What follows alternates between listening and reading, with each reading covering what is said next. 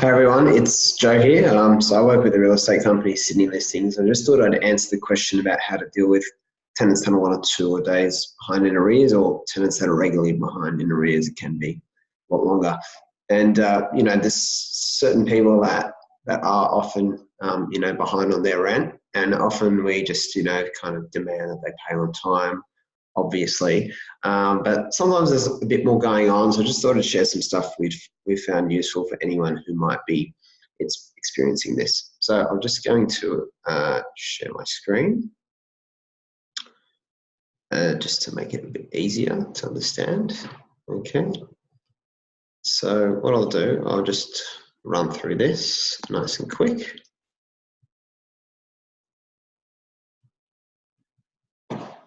Okay. So let's look at how to handle these tenants in arrears. So basically, just go to the next one here. So main reasons tenants are in arrears. So we've got timing of their pay, misunderstanding of due dates, financial circumstances, forgetfulness, and bad habits. So those are the main reasons why tenants get in arrears. Obviously, you could argue that they're all kind of bad habits in a way. But this is what we kind of find. So I always try and unpack this. So normally what we do is we deal with these, first of all, with empathy, okay? And then second of all, we look at, stronger, more aggressive kind of follow-up if it's necessary, but done on the right terms. So what I mean by that is normally if you talk to the tenant, in an empathetic way, you normally can get to the reason why they're in arrears. And normally if, you treat them with respect, firm but respectful kind of tone, you will kind of normally get people who meet you halfway and will turn around their behaviour. Not all the time, but when there is an avoidable reason for that rent being late, this approach, running through what we talk about in this video today, will generally help you resolve avoidable tenancy arrears. So let's get into it. So let's talk about timing of pay first of all. Okay, so what I mean by that is the tenant gets paid on X day every week, but the rent is due 1 or 2 days before that. So that's a very common reason why people are in arrears. Sometimes if you just send them lots of texts and emails, ask them to get up to date, you don't really realise that, and they don't realise that there's things that they can actually do about that. So the biggest suggestion is to use a buffer. So I always say pay 1 week in advance, 1 week, or do it in 2 separate amounts so that you actually get a week ahead, and then you don't have to realign your payment schedule because you can't change when your work pays you. You can actually still be ahead, have a bit of a buffer, and then that way, I guess we always use certain incentives for tenants, like they're having a clean tenancy ledger, so they can go on rent anywhere else with an immaculate ledger. It's always the best thing for them. So they always pay their rent on time. And then also, less hassle. So these are some things that can really just keep them ahead of the ball, keep them paying the rent the right way. The other thing is they can readjust their payment or their rent payment schedule, obviously. So that's all to do with timing of pay. Misunderstanding due dates is very common. Okay, so obviously I put the suggestion there for this one is to educate the tenant, basically. A lot of tenants will start that. We had a case recently in our office where the property manager called the tenant. She seemed to always be behind. She was confused that she was behind. She didn't understand how she was behind. So he broke down the ledger for her, looked back, found that when she started, she'd started 1 week a little bit late. So that had come all the way through for that first couple of months without getting picked up. So these are the sort of habits you can arrest and stop. So when you communicate to tenants, obviously banking has changed, but we used to have to be very clear to tenants that that rent was due in advance, obviously because allowing for those bank transfer days. So if it was different banks, it might take a couple of days to actually get in there. It's actually quite instant now.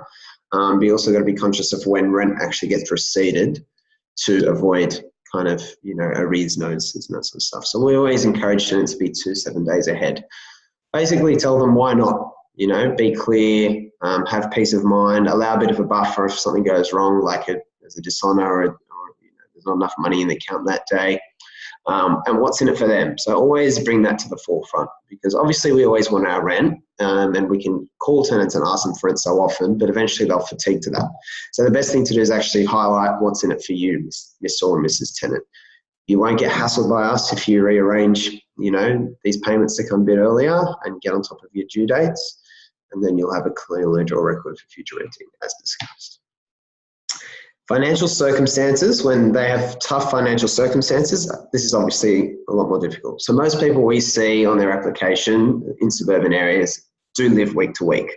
So that can be part of the challenge, is not actually having enough money. And I used to work in arrears for a Big Four bank, so I understand this particularly clearly. The hardest thing is, I guess, you got to put yourself in the tenant's shoes in this situation. If they don't have quite enough income, you do load a lot of stress on by being that voice. Where is your rent? Where is your rent? Where is your rent? Whereas a lot of the time it's better to start with empathy, but also at the same time be firm. So what I mean by that is, okay, you can make it clear that, look, the rent is non-negotiable, it must be paid. Okay, you start with that. The other thing that will come in after is, if that doesn't do the job and they really have difficulty paying their rent, they're behind 2 weeks, you always issue termination notices and they catch up. The best thing you want to do is kind of reset that relationship. You want to get in a pattern of you making arrangements with them and them meeting those. Okay, so for example, rent is $700 a week. You call the tenant, they're 10 days in arrears. Oh, I don't have $700. Okay, so we've found a stumbling block. Okay, well, all right, Mr. and Mrs. Tenant, there's 4 days until we reach, the date when we can issue, a termination notice. Do you have a couple of $100? Do you have $500? Okay, so what you do by that, you make it easy for the tenant to say yes. Okay, and then if you're in a really bad situation, it's at your discretion, but you can kind of go along these lines.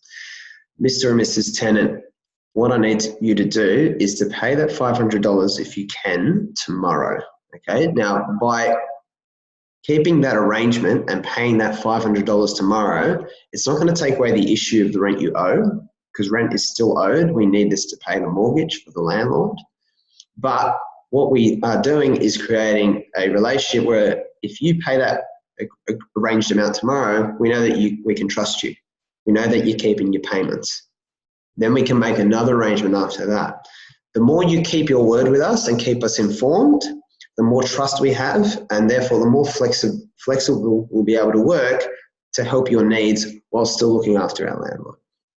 That's always hands down the best way to go about it, because that creates empathy, and you can start creating a win for someone. If they've got financial problems, they've got a whole heap of other issues normally in their life. It's not normally an isolated issue. So you get on a really good level peg with a tenant when you come at an issue from that angle. If issues persist though, sometimes you don't have people who are easy to work with in these kinds of situations. Now, I spoke to someone who used to be a property manager who, very old fashioned, used to tell tenants when they started their tenancy, if you don't pay rent, I'm going to show up at your workplace 7 a.m. in the morning and you're going to get a call. And that's what she used to do, and she was very bullish on that. But that kept the tenants in line. Now, that might be a bit aggressive, borderline harassment. I've never done anything to that extent. But when it's clear that it's, not a situation where empathy or sympathy is actually required, and it might be, again, forgetfulness or laziness, number 4, then, you might not want to do it in that particular way, but you don't want you or your agent to be very firm on that follow-up. Okay. Now, I've put here automation. So agents these days have a lot of automation at their fingertips. Our system will, automatically email or SMS at certain intervals if a tenant's late or in arrears. So that'll kind of give them a light kind of hassle to get their rent paid. That's a lot harder to do if you self-manage. So that's one thing you kind of accept if you self-manage your property. But the automation is pretty cool these days to automate that follow-up and accountability as well, which is also the case for forgetfulness. So if tenants forget to pay, the best thing to do is get them suggest direct debits or, to set up their own payment reminders. Some systems that collect rent can have an alert for tenants, but normally it's when they're direct debiting. It depends on the system that's being used. But again, go back to the benefits of paying on time. Less hassle, better relationship, enables the landlord or the agent to be more flexible with the tenant. Clean ledger. Those are always the things, and pointing out the benefits of what they mean. So I hope that makes sense. It's certainly not encourage you to be soft on tenants. There is protection for tenants in legislation, but landlords also need to be protected, and we always need to find the middle ground. So those are the sort of strategies that I'm confident will always turn a tenant around if there's an avoidable issue, if there's just a misunderstanding or a rough patch. Okay. If you need anything else, I'm sure there's plenty of avenues you can reach out to. We're one of them. We're always happy to answer questions and talk about landlords and agents. Thank you very much, guys.